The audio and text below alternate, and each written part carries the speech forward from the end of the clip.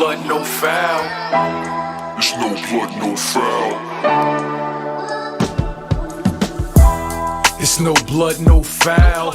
Emotions spill on the court when you proud to rep your city. New York's the hometown. What's going on, everyone? Welcome to the latest edition of the No Blood, No Foul podcast presented by Real GM. I'm your host, Slice, and I'm joined by my co-hosts, as always, Coke and Jim, as well as our executive producer, Moo. Boys, the Knicks started off this all-important West Coast road stand strong, beating the Rockets in the first half of the back-to-back 122-97 to go to 36-28 for the season. You know, the Rockets kept it close with the Knicks early on in the first quarter, taking an early lead, but the Knicks bounced back then to go end the first up 10, 34-24. The Knicks kept the momentum going in that second quarter. You know, I feel like they were up 15 basically for most of the quarter, actually going into the half up that margin 59-44. Julius Randle was a leading scorer for the Knicks with 16, 5, and 4, while Derrick Rose led the bench with 13. Kelly Olynyk was a leading scorer for the Rockets, pacing them with 13 points as well. You know, the Knicks just kept pouring it on then in the second half, pushing the lead past 20 in the third as they went into the fourth, up 93-71.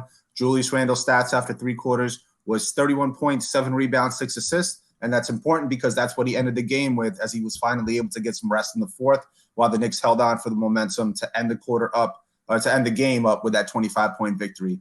You know, like I said, boys, the Knicks didn't fall for the trap game, getting their 11th win in the last 12 and starting the West Coast off strong, getting the win that we needed before the all-important game tomorrow night versus Memphis. Coke, I'm going to kick it off to you for your thoughts, man.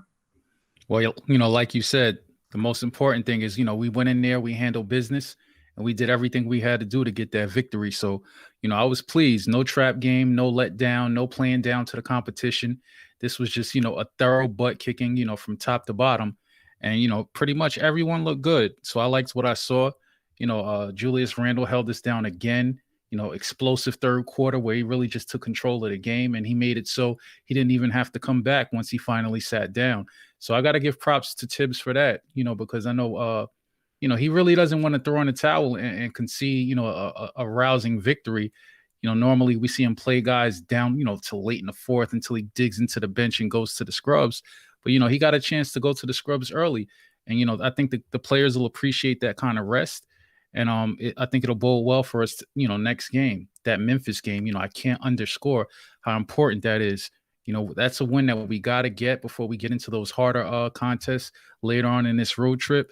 So I was just happy that, you know, the Knicks got out. They got contributions from Derrick Rose, you know, again, lighting it off the bench, came in, you know, dropped plus 20. And then, you know, quickly helped him out as well. He's bombs away from the logo again. He actually pointed down to the floor. So I thought that was cool. You know, he showed some moxie out there. So just a feel-good win all the way around. And I don't think there's much to complain about. Jim, give me your thoughts. I feel like I don't really have a lot to say about this game. I think the most important thing that happened was Noel's sprained ankle. I think that's going to couldn't have happened at a worse time for us. Like, there's no Mitch in sight, and Pell is Pell. He's not super great. Maybe this is going to be an opportunity for Tibbs to start going small.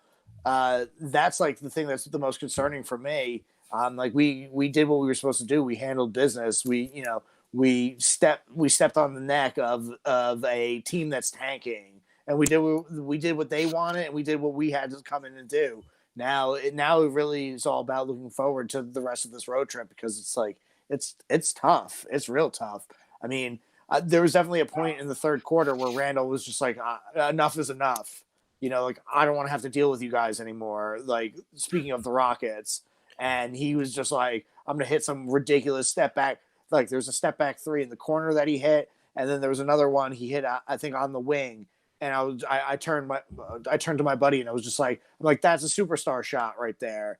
You know, like, Randle was just not having it, and he was just like, they're still a little too close for my liking in the third. And he was just like, I'm gonna put my foot down and end this, and he did. I'm glad we won. It was a big win, but I mean, hopefully, if Noel's not available tomorrow, like, hopefully he's ready for the Nuggets game or something, because we're gonna need him. There's a lot of size on these Western Conference teams. I guess we're playing the Suns next. They have Ayton, so it's not that much different than Jokic is way better, but you know, that's another big body. Like, we got a lot to worry about, and so that's my thoughts really. Moo, what are your thoughts? Yeah, I mean, like you guys said, they did what they had to do, right? No real problems. They didn't play down to the competition, right? That's always something to be concerned about. If this was kind of the Knicks that we were used to. But no, they didn't play down to the competition, and more importantly, they didn't take their foot off the gas, right? They piled on, which is good. You feel bad for the Rockets, but it's good to see the Knicks, just pulverize the team like they did. So definitely good. Stuff I got out of it. Still, why is Alfred out there, right? That's something that we're still asking. Because when he was there, the game was close. As soon as they pulled him, the Knicks separated, right? So Derrick Rose was great. I felt he's such a good teammate. He plays with, such great control. It feels like when he's out there, everybody else plays better, right? Which is important because, again, we talked about the Knicks not being the most talented team. And the other thing that I got out of this is the Knicks third string guys, they're not as good as the Rockets starters. That's about it. I mean, I guess we'll take that, right? Our third string guys not being good as some starters, even though it's for a team as bad as the Rockets are.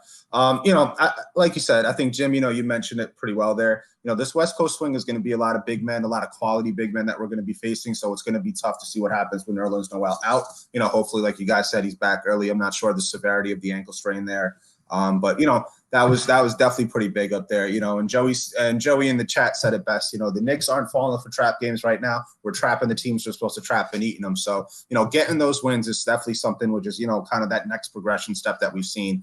To me, obviously outside of the obvious, Julius Randle only playing 30 minutes, probably his lowest minute total all season. If I had to take a guess out of it, Kyle, you can verify that for me, if you can look that up real quickly. But, to me, I think the biggest discrepancy this game, what stood out was the Knicks' efficient three-point shooting again, right?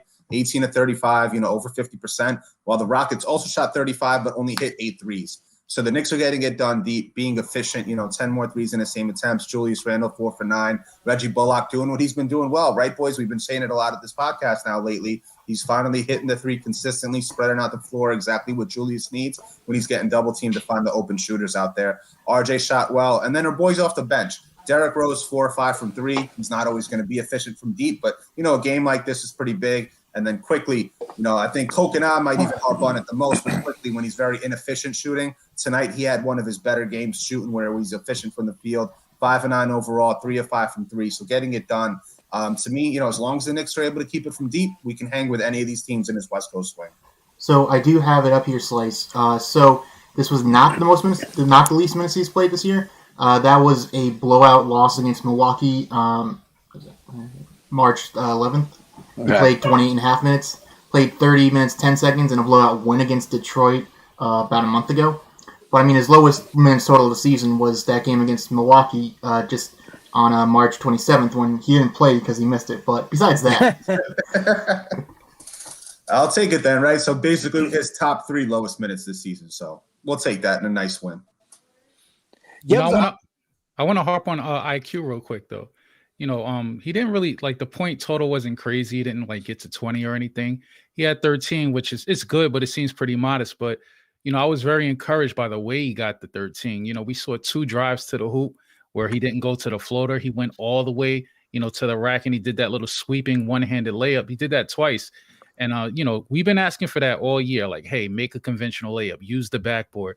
And he's starting to do that to get away from length instead of, pulling up early for the floater. So I was encouraged. And I also like how once he hit those, he's kind of setting up the jumper now off the drive. And that's giving him a little more room. And he's also, pulling up from the logo now. So, teams are they're stuck between a rock and a hard place again. If you play a guy up, he's going to blow by you, look for the floater, or now go all the way to the rim. And and then if you sag, he's gonna pull up off the dribble. He's shooting off the crossover now, and that's looking really good. So props to IQ for continuing to develop and grow out his game. I think you got to give Johnny Bryant some props too, because I believe he's the one who's working with the guards. Am I correct? Yeah, he's guards and wings. He was Donovan Mitchell and Gordon Hayward's whisperer back in Utah. Yeah. Because I was going to say, him, actually hitting conventional layups, it's weird to see a player that's, trying to become a 3-level scorer, but the 3rd level that he needs is not the 3-point shot. It's, actual layups. Like, that's a weird thing to like beg a player to learn how to do. It's like, oh, it's like IQ. We need you to like finish at the rim better and like actually go for layups. Because it's like now it's like that he hits that runner from everywhere, So it's like those conventional finishes. It's like you're really rounding out your game.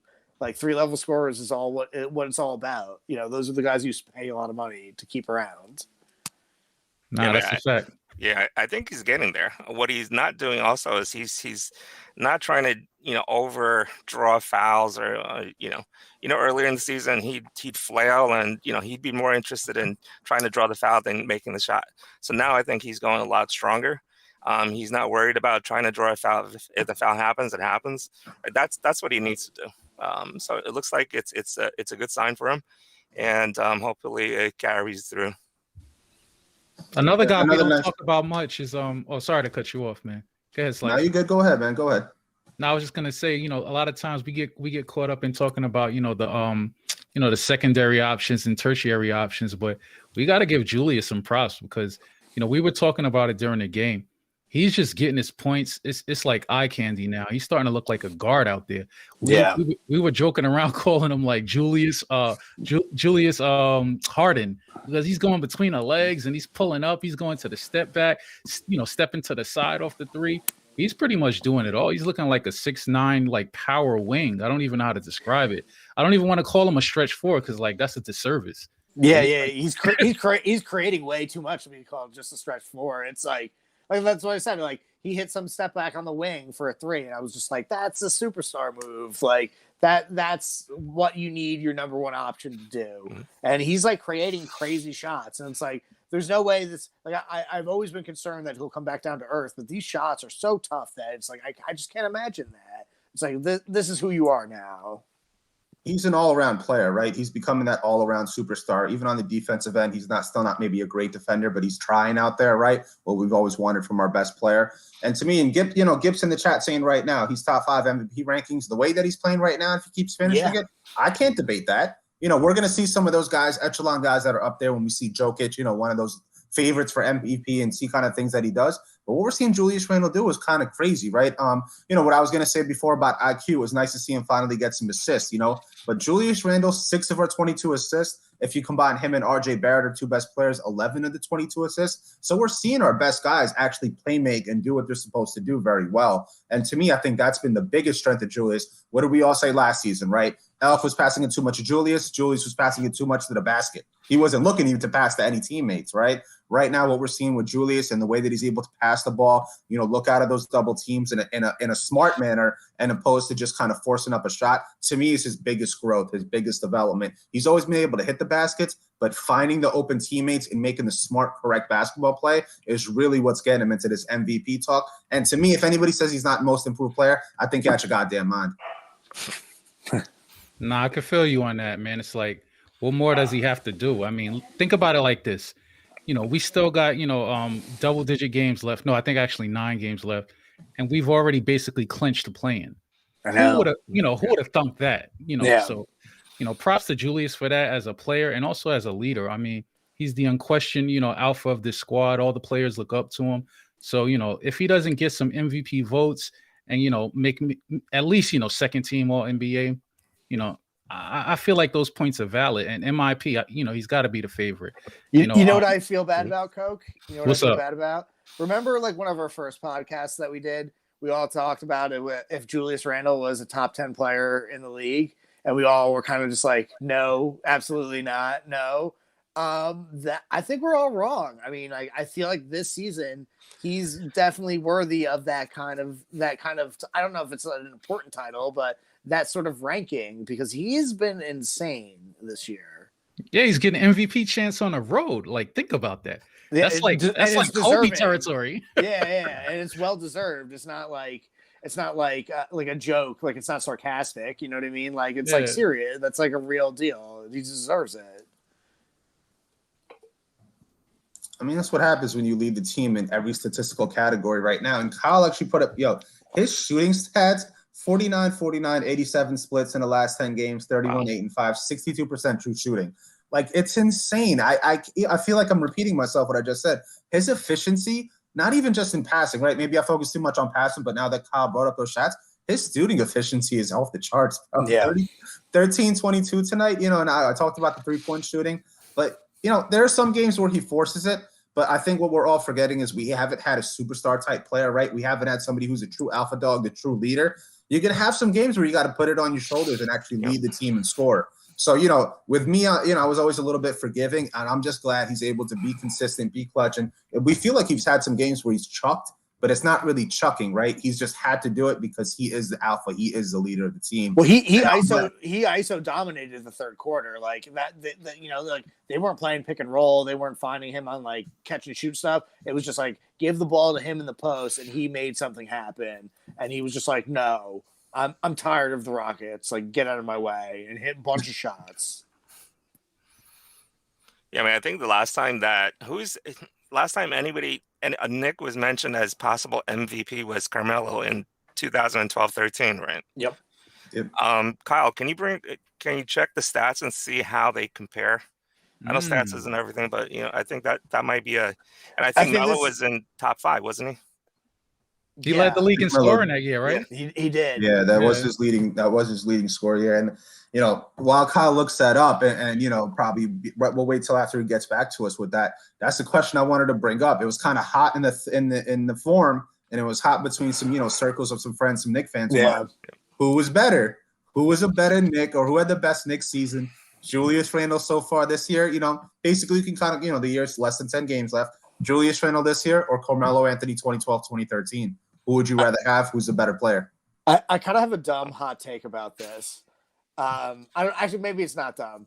I think this team has more talent than that team. I think it might be a little crazy to say. I know you're laughing. Like this might be laughable, but I think RJ is better than anyone else on that team. I think Rose is probably better than most, maybe outside of Tyson.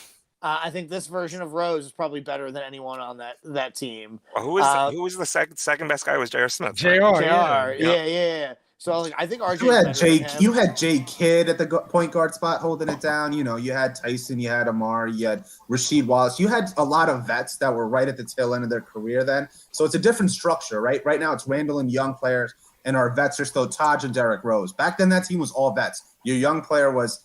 I don't know. J.R. wasn't even young back then. Shump was the vet. Shump was the rook. Yeah. Shump was the rook back then. You had was it Landry Fields? Was he on a team that year? Was he playing pretty decent off the bench or no? Right? Like he was only good his rookie year. I don't know what happened. Yeah, he was never really good ever again. He lost his shot. Yeah, I think but Tyson Chandler maybe back then, and I think Jay Kidd had that strong stretch where he was just Chandler was elite. I mean, I think he won Defensive Player of the Year that year. So I think you could say he's probably the second best player, but I mean, I don't know. Even Stat though, when he came back, remember he went down on a team. He came back with the post moves. He just kept getting hurt, and then he messed up his hand in the playoffs. But he was fucking fire. No, I'm talking. That's the fun. Well, oh no, he broke his hand. He broke his hand the Heat series, the first year Melo showed up. I think we're. What year was that? That was 2011, 2012. Yeah. I think you're confused. Did he hurt his back? Did he hurt his back then that year in the playoffs when he did a dunk in the? Yes. No. That was. I think that was the Celtics series, right?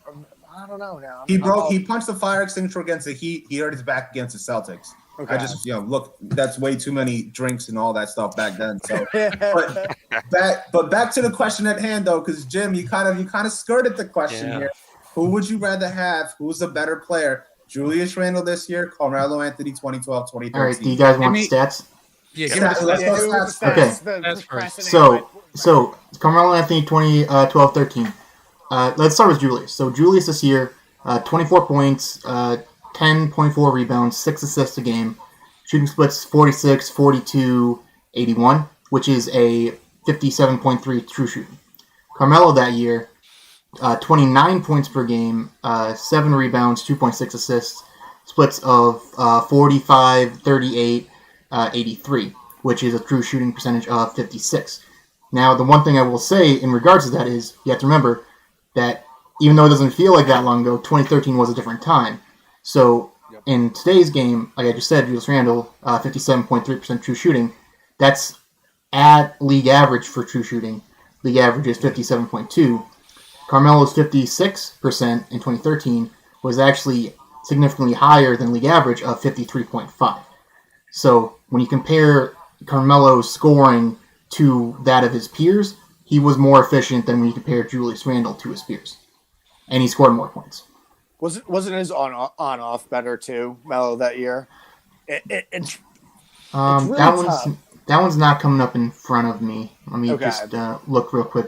It's like again, that's one of those stats. Channel Bomber say that in the forum, so I'm trusting his research on that one. So for Basketball Ref, it has Carmelo in 2013 of plus 5.7 plus minus, plus 3.4 on off, meaning we're 3.4 better with him on than off. Randle this year plus 3.1 on court. His on off is plus 2.1.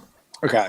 So what that's saying is that Melo made the 2013 team more better when he was on than Julius Randle makes this team when he's on.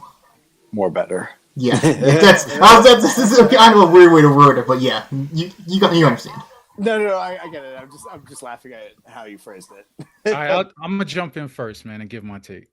All right, I'm gonna go. I love Melo. You know what I'm saying? You know, New Yorker. Everybody loved that. You know, come home, feel good story.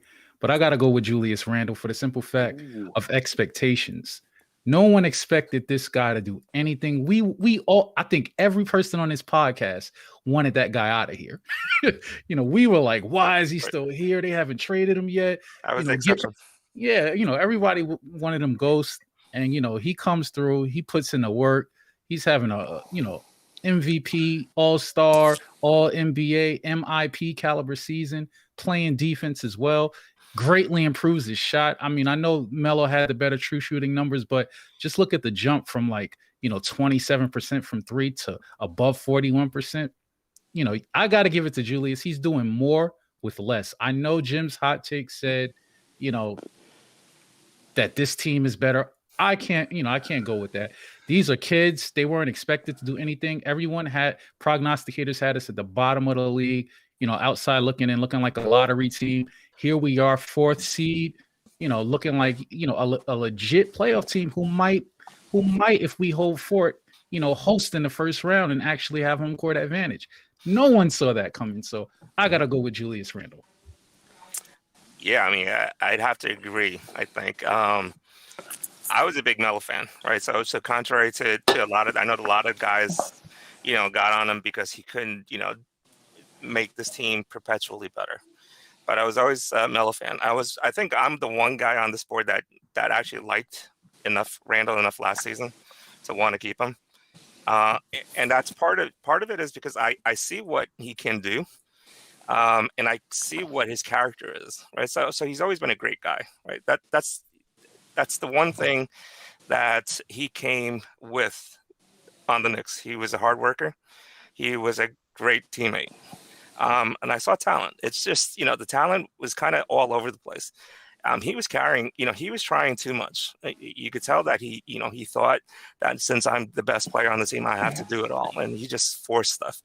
But yeah, like Coke said, if you take, you know, that Melo team, those teammates were ready-made for winning or for supporting him. This team, I don't think so. It's not quite the same.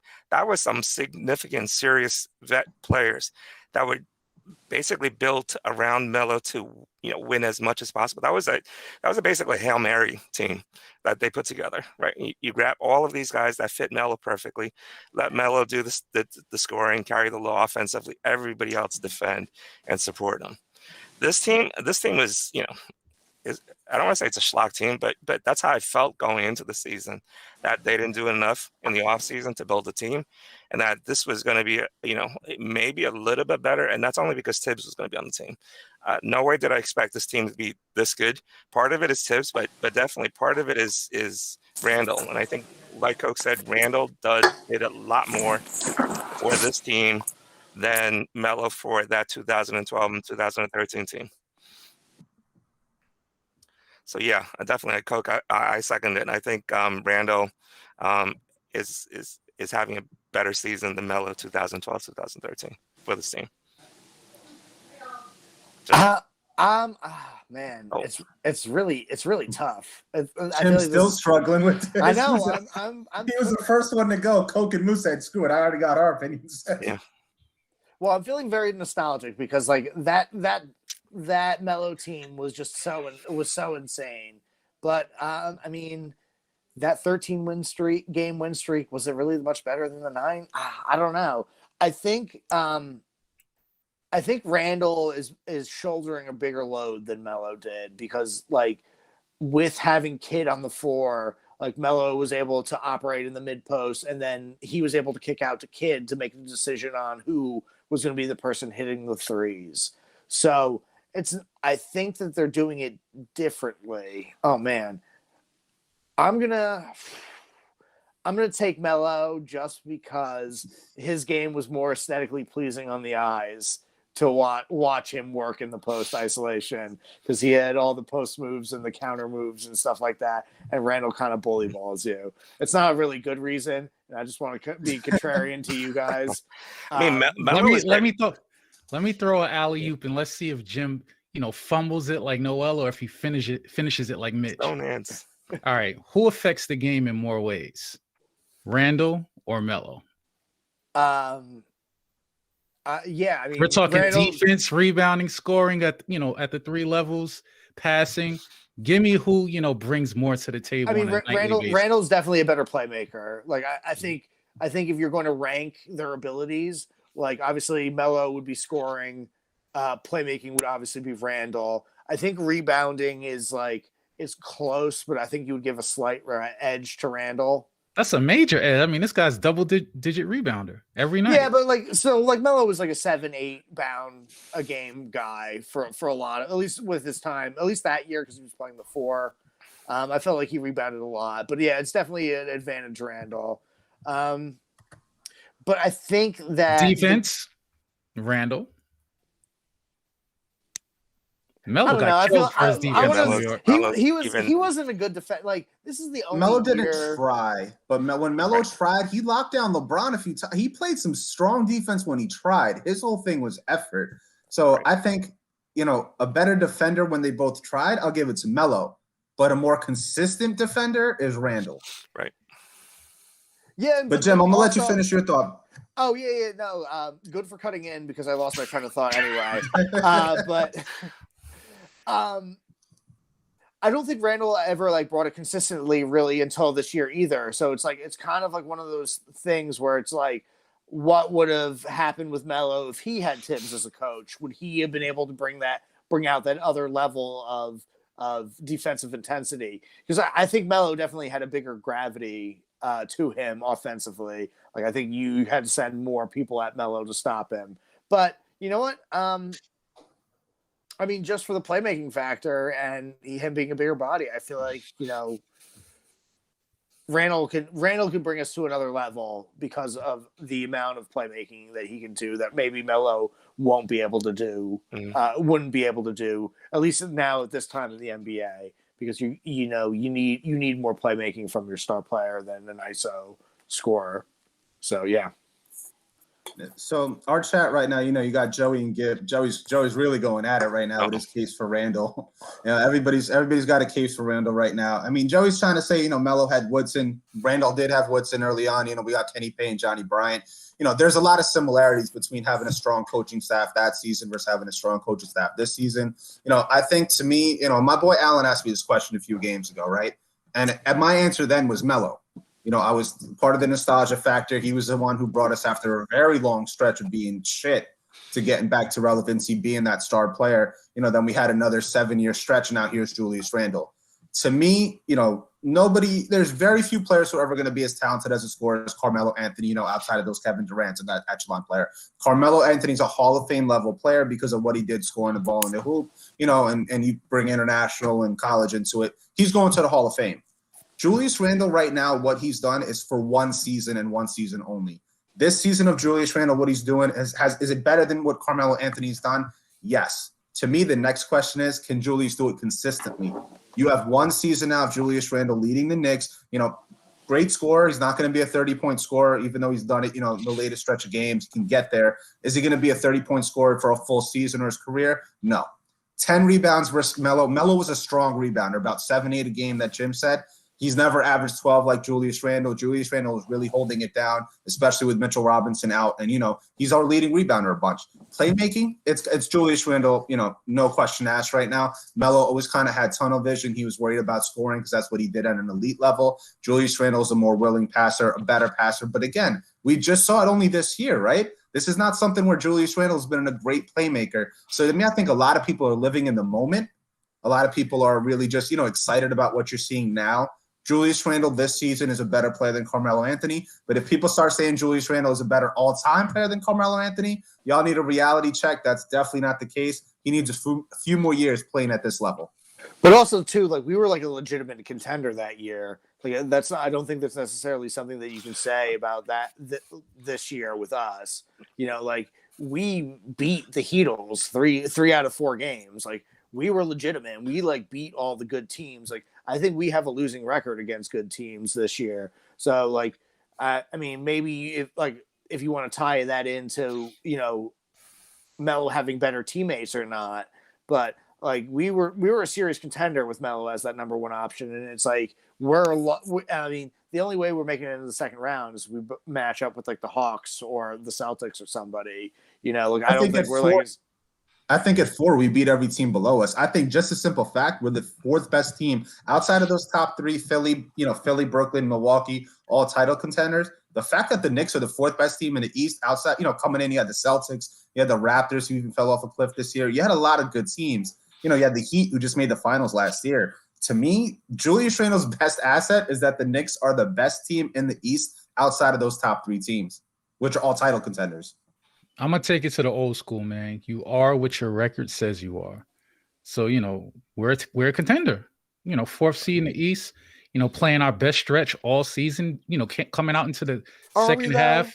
Everyone's contenders pushing it. Yeah. Pushing it. Yeah, we're not on that echelon. We're not on that echelon of Milwaukee, Brooklyn, Philly. There's certainly a gap. If you get home court advantage in the first round of the playoffs, you got to be a contender. Now, I'm not saying we're favorites. Am I saying we're elite? Of course not. But I feel comfortable going into any team we can play in that first round and getting out of it. You think good.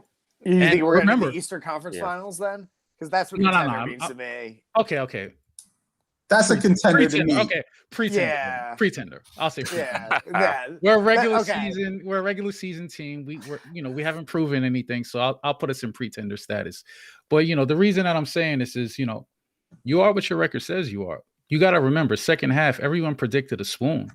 I was even talking some draft talk at one point and saying, What do you mean at one point? That was still last week, bro. No. I've been off it since the winning streak. I bring up a prospecting episode, so but you was hating y'all for that draft talk, man. But at some point, you got to give the coaching staff and the players the credit. They've earned it. They're winners. It's not looking fluky. And as far as Randle, just taking it, from a team standpoint and bringing it back to him, just look at the muscle memory that's there. He's doing these things effortlessly. The step back threes is just, it doesn't look funky. It's not fluke shooting. It's not hot one night, cold the next. All the muscle memory's there. So I think all this is here to stay. I think he's only going to get better. I think once he gets some help and, another, alpha in there, to share the load with him, defenses can't key in on him. I think this guy, I think we got him at the right time. It was a gamble. We got to give the credit to Mills and Perry, and it worked out. So at this point now, we just gotta, we gotta aid him. We gotta get him some help in, and I think we'll be all for it if he gets a perimeter guy who can really bring the strap and just pull from 3. Like a real legitimate shooter. I know everyone was talking about Dame and feathers got ruffled because dudes is throwing RJ and IQ in for trade talks, but that's another story. I don't know if you want to touch that tonight. Yeah, people really want to hold on to everybody. Nobody's worth trading for outside of our I want to hold on to him. No. No, I'm not. I do. I'm not against holding on to RJ at all, but like the people definitely get a little salty as soon as like there's times where like I've seen people in the forum just be like, "No, IQ is untouchable." Yeah, no. It's like IQ is not good. untouchable. Long term, yeah. Yeah, I'm like, I like IQ and like I want him to stay around, but he's not untouchable. Like for Damian Lillard, yeah, he's going goodbye. Yeah, he can go, but Yeah, I'm kind of steadfast on my opinion that you try to hold RJ out at all costs, and I'll tell you why. Just from the standpoint of how we're operating as a team and with the front office, you want to add to your core guys. It's hard enough that we really missed on all these other lottery picks. Then when the two guys you hit on, RJ and IQ, you don't really just want to go around just offering them up. You want to put word out that, hey, we're not moving them. If you want to deal with us and you want us to take on some bad contracts and take all of this, all these picks out of our treasure trove, you're not going to touch those two guys. So I could see the logic in, trying to set it up where you give up, Mitch, a bunch of picks, take on some bad contracts. And then let's just hypothetically say Lillard's the guy. Then you got Lillard, you got RJ, you got Randle, whoever else, they might have to throw in and make the numbers match, and now you got a core, and you work off that. I wouldn't really want to take the two guys that we hit on and just start offering them up, because I think then you're ending up, and it's funny, we were talking about Melo. We're right back in that category where we're like, hey, we didn't do enough. We didn't surround them with enough people. We had to go with these hanger-ons and vets to fill out the roster because we don't have another legitimate number two. And, that's the issue. Yeah, I mean, I think the good news is this front office looks like they don't overreact. They don't overpay. They're methodical, right? So I think from that standpoint, I don't expect them to do anything stupid. But that said, I do believe that they will be looking to make some significant moves, right? The winning is great, right? You've unearthed your potential MVP or number one guy, right? That's a great season. RJ is turning into a very nice Robin type player. But everybody else, I mean, even RJ, I think everybody else on the team, yeah, definitely will get shopped if the deal is right? So before anybody panics on the board, that's just reality. That's basketball. That's business, right? You're always looking to improve. And if you can move guys and improve significantly, you do it, right? It's always about the team. It's not about the players. Like I've said that a lot. I don't get hung up on the players on a team, right? I'm a Knicks fan. My fandom is with the Knicks, not with any player, right? Doesn't mean that I want to trade them all. Definitely you want to keep the guys that you think can build around. But if you have an opportunity to get somebody that can really move you up several notches, and if it costs you something, valuable, then it does, right? It's something you have to consider. So, I'm going into this offseason hoping that the Knicks front office, they're smart, they're prudent, they're cap experts, and they do make some moves to move this team up. Standing still, definitely not, right? I said this before, if they stand still, they've taken a step back, right? They need to move ahead, and that means definitely, right, first you look to trade the draft picks, if you could, for an upgrade. I don't think they're going to look to use, if they do keep all of their picks, I can't see it, right? I see it as a failure. Just from my it's a disappointment. It's a disappointment. Yeah. It's a disappointment if all the draft picks are there. And what a lot of people fail to understand, right, is it's a superstar driven league. Yeah. Right now we finally got a superstar, growing superstar. People might even question bringing him to that thing, and I don't think it's too early to call it Julius Randle. After that, we don't have a second superstar. Our next player is RJ Barrett. We're out here. People are claiming for Quickly. You got Joey in the chat, going for Quickly right now.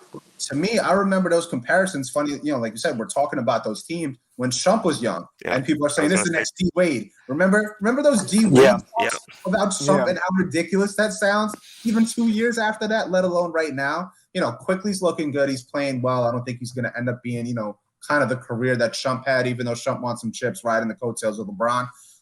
To me, you can never not want to improve your team. I kind of echo what Moo had to say there. We're fans of the Knicks. You're not fans of these young players. And now it's tough, Moo, because what? guys, like we're all fans. We're all pretty much a little bit older. We're not used to rookies playing well and hanging on with the team, right? Because of that Charlie Ward curse. But to me, it's kind of tough right now. Like I want to keep some continuity because as Knicks fans, we haven't seen that. We haven't seen good players, young good players continue to grow since the 90s, right? Because back then with those mellow teams, it was a bunch of assassins. You had those vets, Sheed coming in, Kidd coming in, Tyson. Tyson was there for a few years, but those was it. Chauncey Billups came in. We had vet assassins. You don't have some younger players. But if you get a talent like Dame Lillard to go along with Julius Randle, you can't say no. We're going to have a bunch of draft picks. If it's going to take one of RJ and Quick plus those draft picks, you got to do it.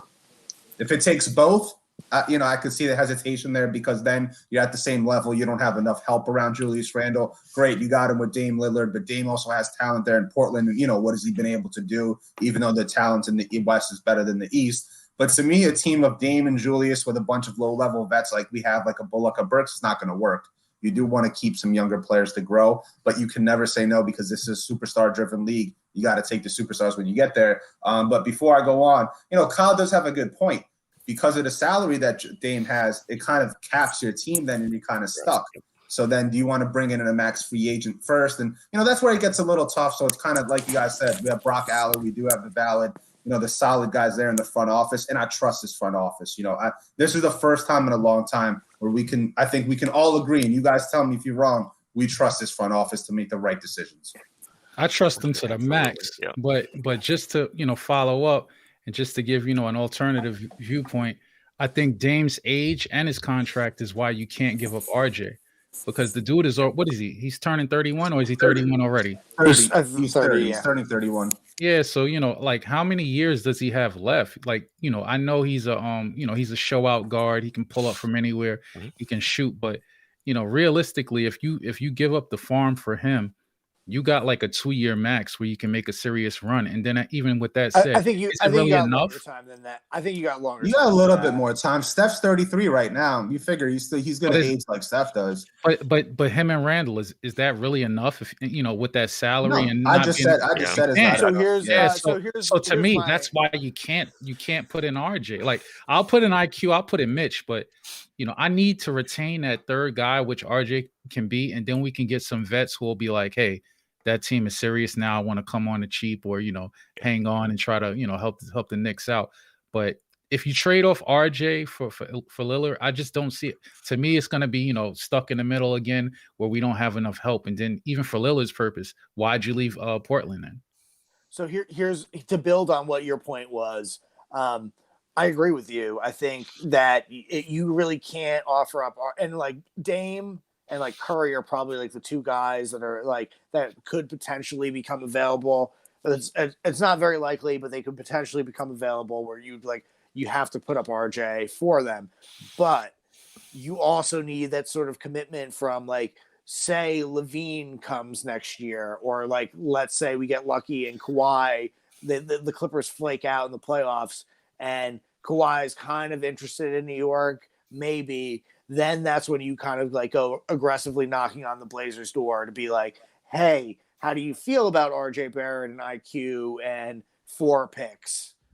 You know what I mean? Like if you can like give one of those guys like your Levines or Leonards the push out, the Joker push at the end of The Dark Knight, that little push out to be like, hey, you should come here too. That's how you get that type of commitment, is if you rope Dame into that. So like I wouldn't just trade RJ to get Dame. Like if you've got a commitment from one of those guys that are like a step above RJ in that third level scoring stuff, that's when you do that. I mean, kind of to what Coke said too. Yeah, a lot of it is timing, right? It has to be carefully navigated. You only have so much cap space. So Dame is kind of like, if you talked about it, like adding a Beal, right? Beal might be a super talent, but his contract, right? If you add it, even if it costs you just, you keep Randle and RJ, take anything else, right? That type of a move. That contract is pretty big. So what else can you actually squeeze into it? Especially now, if you're thinking about bringing Mitch back, right? kind of this off season is that's why I'm hoping that they do something, right? Whatever it is, if it's Worldwide West, pushing guys and manipulating things and getting people to force their way out or whatever. I think this offseason they need to make a move. Obviously, the problem is there's no real free agents that are available, right? I think you have this summer and next summer, because I think before you sign Randle to a max contract, you're going to have more flexibility. Okay. So, like, I think, like, we're going to have to sign Randle to the max next summer. So it's like, so if Levine wants to come, that's really our best option right now, is if Levine wants to come. So pretty much the onus is on Tampa and Chief Worldwide West yes to play the back channels and get these guys to conspire together. And then we need Aller to work his salary cap magic to make sure it all fits. But we need Dame to be fed up with Portland, and we need Levine, and like Levine being not happy in Chicago, I think is a way easier thing to predict than you would see Dame being upset with Portland. But at the same time, they're not that great, and if they can't, they're like in the same predicament we're in. If they can't flip CJ McCollum into something better, they're up Schitt's Creek without a paddle, and nobody else is really available. Who wants CJ McCollum? I don't think the Wizards do. Who's funny though, that guy? CJ McCollum. Imagine if the Knicks had a player like CJ McCollum, which we haven't had at the guard spot in how long. You think the board is crazy now about not wanting to trade somebody? That's another player that the board would fall in love with. But let's take it back to RJ. Let's focus on RJ Barrett a little bit this season, right? He's averaging 17.5 points, just a shade under 6 rebounds and 3 assists in our last 10 games, which we've won 9 of them. almost 18 points, 5 rebounds, 3 assists. Tonight, solid game. Just spitting numbers out here: 21, 7, and 5. To me, his rebounding has really grown well this year. His playmaking has stepped up a little bit when needed. And his scoring has really gone improved as well as his 3-point shot. Moo, I'm with you there, right? We like the Knicks, but not a fan, not sticking with players.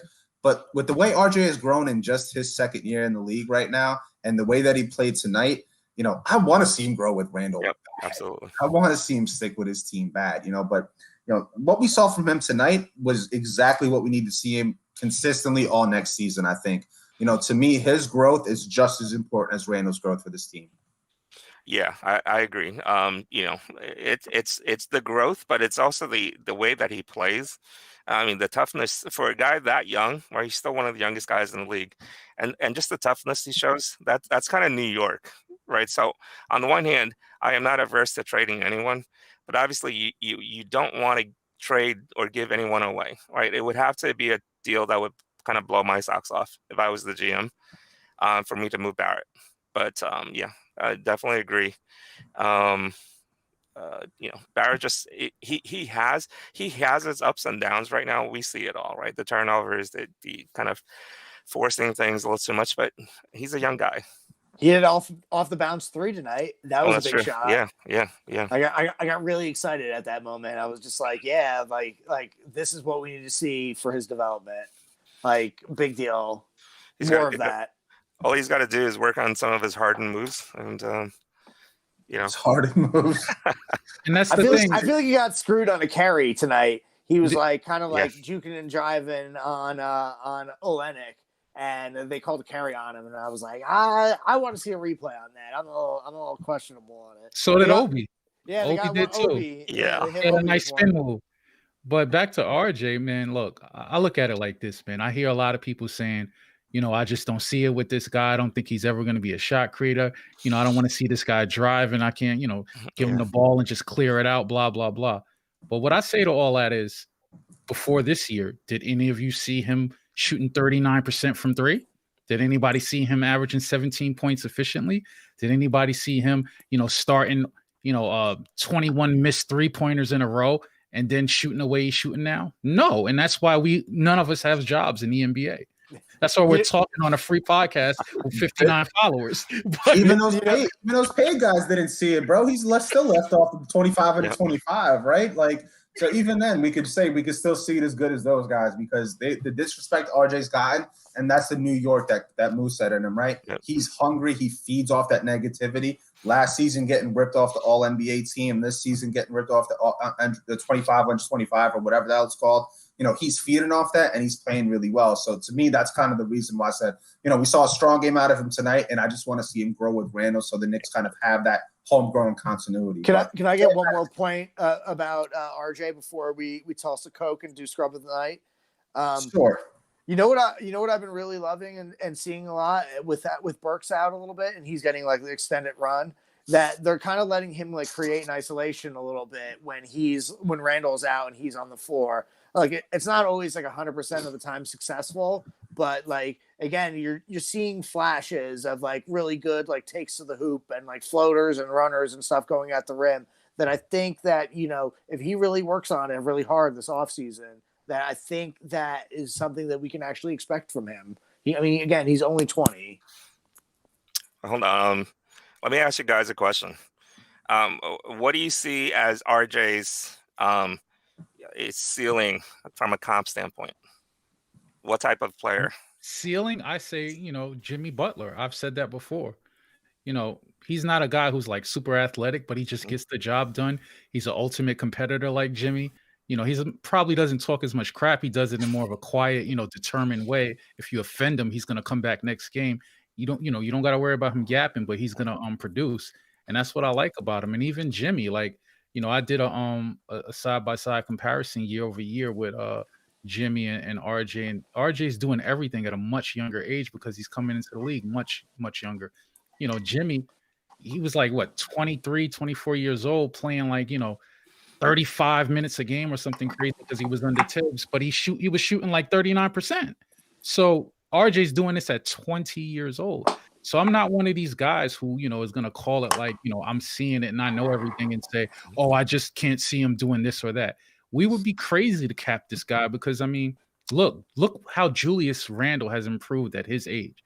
At 25, 26 years old, he's doing things none of us thought he was going to be able to do, and he's doing it efficiently. So RJ, 20 years old, I'm not going to put a ceiling over his head and be like, he's never going to be an ISO scorer or able to create his own shot. To me, that's just crazy. That's retarded to say that. Let these guys grow a little bit. They're digging in their own bag. They're working with, an A-class staff, and let's see what we can make of it. Let's not rush to judgment because one thing I will say, if the guy does pan out and we ship him out prematurely, then everybody's going to be crying about, oh, the Knicks are so stupid. We never do anything right. So you got to, pick your poison. Do you want to be patient or do you just want to starve up? Pardon my language. I think the big hedge thing is whether he learns to create off the bounce. If he can really start like hitting like fadeaway jump shots and like the post and whatnot, like kind of like the stuff that Randle does now. He like kind of gets in the post, takes like a dribble or two, hits a shot, fade away. We need to see more of that kind of stuff from RJ. So like I think it's anywhere really between Gordon Hayward and Jimmy Butler. Like I think if he stays at kind of like an 18, 19 point per game guy and most of his threes come off catch and shoots, he'll probably be like more of like a Gordon Hayward type impact player. But if he's able to create a little bit more mid-range isolation shots, I can easily see the Jimmy Butler comparison. I don't think that's too far-fetched. I think Jimmy's a pretty realistic comp for him. Another one that I kind of see in terms of similarities to how they kind of play, and if RJ can continue to be kind of, hitting those threes, is Paul Pierce. Kind of have a similar game set, it's just kind of something different because I feel like we hear the Jimmy comparison a lot. To me, I think Paul Pierce, started off his career with Antoine Walker, kind of was out there, inefficient shooting, did he have the athleticism to get there? But then he was able to drive to the hoop, hit the mid-range jumper and hit those. We remember Paul Pierce hit some clutch threes, right? He was able to improve his game steadily in all facets of the game. And then he got some talent around him, and that's kind of when he got recognized more. But I think as a secondary comparison, obviously I think Jimmy Butler's probably there. Jimmy's not as good as a shooter as RJ was this early. I think Paul Pierce might be a good comparison for him. But Moo, I'll let you kind of get your thoughts in then before we kick it over to Coke. Yeah, I like that comparison. Yeah, I like Paul Pierce too. Yeah. because it's very similar. Neither guy was very explosive or athletic. Both guys are tough, silent assassins, right? And both guys just has that plays with that edge. Definitely, I like the Pierce, and Pierce was a great player. Yeah. So. Yeah, we hate him, right, because he was Boston and then he went to Brooklyn. So I think the hate is there, but I think it's a pretty good comparison. And it's somebody I kind of see myself more and more thinking that RJ could kind of grow into there. But, we talked a lot about RJ and the good game that he had. We played a very shit squad. So, Coke, who's your Alfred Payton of the War Tonight winner tonight? And, just to piggyback off the end, everyone thought that Paul Pierce was a scrub at 1.2. Remember, the narrative that's true. before KG and them got there was he was just an empty stats guy. Yeah. No one, they wanted him out of Boston. He was getting booed. But yeah, for tonight, scrub of the night, Alfred Payton Award goes to, I'm going Jayshawn Tate. Why? Yeah. 3 for 11 from the field, 0 for 3 from 3. He did have 7 rebounds, but he was a minus 22. And yes, I'm throwing out plus minus just to irritate Kyle. But back to Tate, he's just one of those, little engines that could type of guys. He plays hard, undersized for the position. Not really the most, talented guy, but he plays really rough. He's physical. He's an annoying player, and that's what I said in the in the post game thread. And if he's on your team, you like him. Coaches would probably like him, but to watch the game and for the aesthetics, he just looks like a scrub out there, just getting on my nerves in the way. Looks like he might hurt somebody, one day with how hard he plays. So scrub of the night, Alfred Payton Award goes to Jayshawn Tate. And Mello, if you're listening to this, enjoy, have him. I know this guy snatched him up in BAF. You got a bum on your hands for the next 4 years at $1, my boy. Yeah. I think he's in the rookie, the NBA.com rookie top 10 or whatever. I think he's had a bunch of solid games, so we definitely locked him up tonight for sure. Yeah. Shit. Yeah, he's a scrub though. I agree with that. It's a good call, but let's look forward, right? We all got past this trap game. We were worried the Knicks would overlook this to tomorrow night's game on the back-to-back Memphis Grizzlies. They played last night, lost to the Magic by 1. Jaren Jackson Jr. is back for them. RJ, another personal game. Him versus John Morant. That's always going to be the two players who are going to be compared side by side. And it's going to be a very important game for the Knicks, coming up. Before we get into the Phoenix, Denver, Clippers, Lakers quartet that we got to end off this West Coast swing. So, Coke, I'm going to kick it back over to you. What are your thoughts for tomorrow's game? Hey, man, I think the good vibes are rolling again. And just like before, I'm not finna break up this winning streak. So I think we're going to, keep the good times rolling. We're going to win another one. And we're going to, keep this new winning streak going. So I think it's a test. It's the test that the Knicks will pass. It's a pivotal point in our season. We're trying to hold on to that, 4th seed for dear life. And I think they're going to take it, all year, if they've been tested, and pretty much more often than not, they answer the bell and, they rise to the occasion. So I'm not going to count them out. So I think the Knicks are going to win a close one. And I think it's going to be like playoff intensity, but the Knicks are going to come out on top. Yeah, I'll agree with that. I'll go next. I'll agree with that. They're zipping right now. I think it was in the fourth, no, early, was mid-late third quarter. Randle made a basket and he ran under, I think both Worldwide West and Leon Rose were there, right? They're sitting under the basket. And it was just hilarious seeing them celebrate, right? The Knicks, this team is on a roll. I think it'll be a tough match, but I don't see them losing, right? They're not going to let down. Tibbs won't let them. Randall won't let them. The rest of these guys won't let themselves do that. So I'll go with a win, definitely. I'm going to say W2. I think it's a game that we have to have, and I don't think Tibbs is going to let us be unprepared for it. So I think, it's really tough because Noel is not going to be playing. But, I don't know that yet. I'm not breaking any news right now. But, yeah. So we really, I hope that Noel is back. I hope that the sprain is not serious because we need him out there, especially with Jaren Jackson Jr. back. We need some more big bodies. But I'm still going to call a win because we have to have it. We need it. Yeah, I mean, I think we got a consensus here, right? I think it's hard to really bet against the Knicks, at least until we get to the next few games, where we might have some differing thoughts there. But I think the Knicks pick it up. Again, we forget, the Memphis Grizzlies were the team the Knicks beat to start the 9-game win streak. So it's a team, that might have something more to play for, some solid matchups. And one thing you guys didn't mention, I'm surprised it wasn't brought up, Julius Randle had a quarter rest. He had 12 minutes of game time break, only 30 minutes tonight, which I think is going to be huge going into tomorrow, especially if Nerlens is going to be able to play. We got killed on the boards last time against them too with Jonas. Now Jaren's back for them. So Taj has to step up like he did. He played 30 minutes tonight. Hopefully his legs can get some rest. Old man over there. Hopefully he can come in and bang in the paint. Hopefully Norvell steps up if he needs to, and plays with some hustle.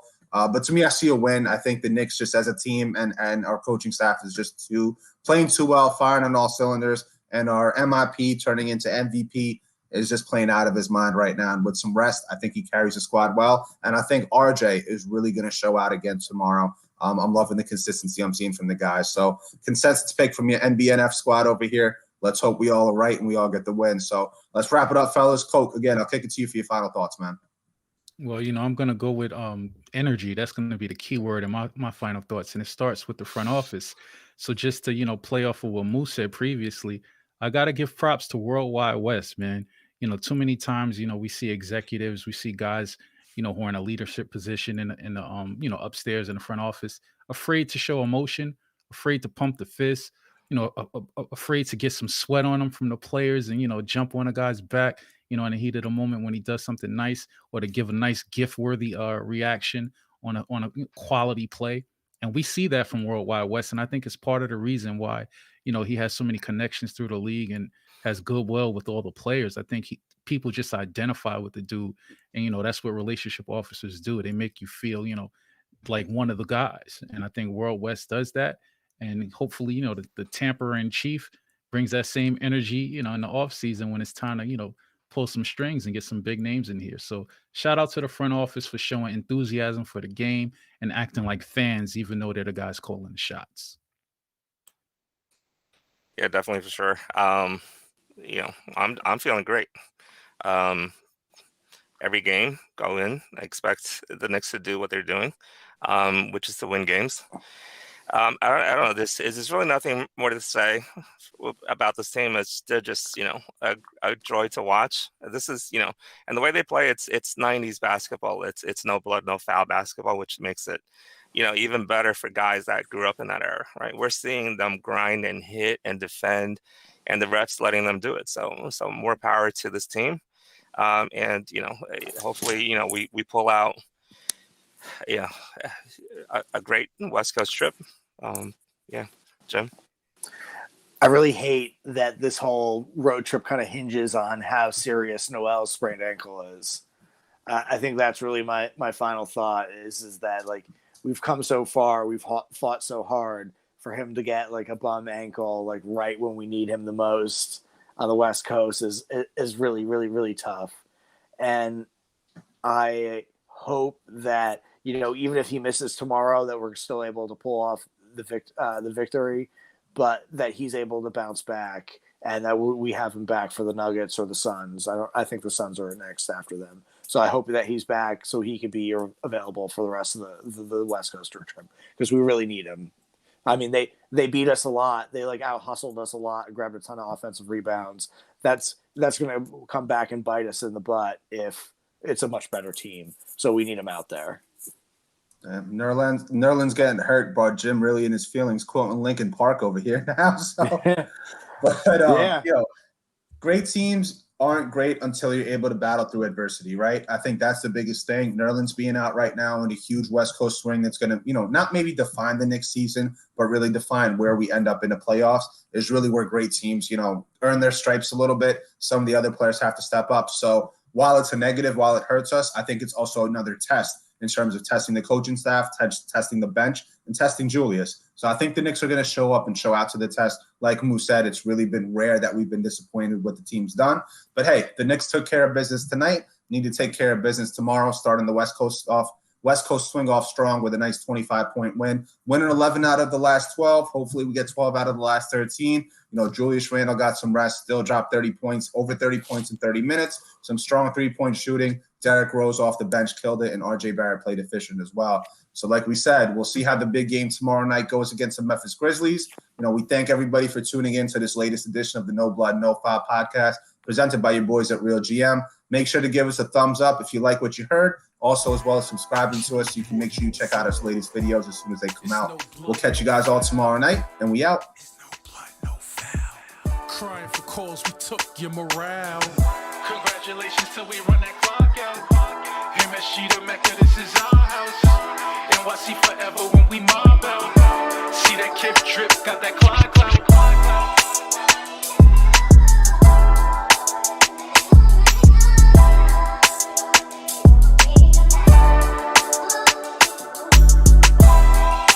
Till we run that clock out. MSG Mecca, our house.